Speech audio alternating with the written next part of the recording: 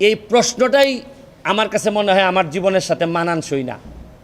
আমি কোনোভাবেই এই দেশ ছাড়বো না। এই দেশ আমার। দেশ ছাড়বো তো আমি কখন, যদি আমার এমন কোনো অসুখ হয় যেটা দেশে কোনো আর এই রোগ দেশে কোনো চিকিৎসা নাই, তাতেও আমি মনে করি মৃত্যু তো হবেই। দেশটাতে হওয়ার মতো শান্তি আর কোনো কিছুতে আমি পাই না।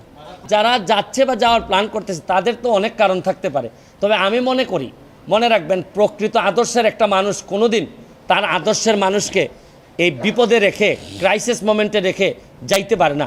যারা যায় এরা কোনোদিনই কারো লোক ছিল না।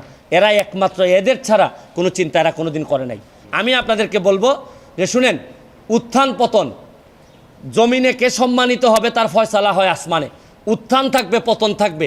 তারপরও যে যে আদর্শের আছি, এই আদর্শের দুঃসময়ে যদি থাকতে না পারি, না হয় আমার এমপিত্ব যাবে, আমাকে না হয় কেউ আর ফলো করবে না, আমাকে জাতীয় বেঈমান বলেন।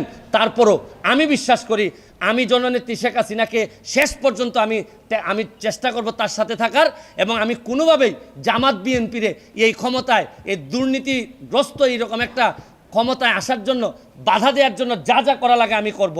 সাধারণ ছাত্ররা যদি আমাদের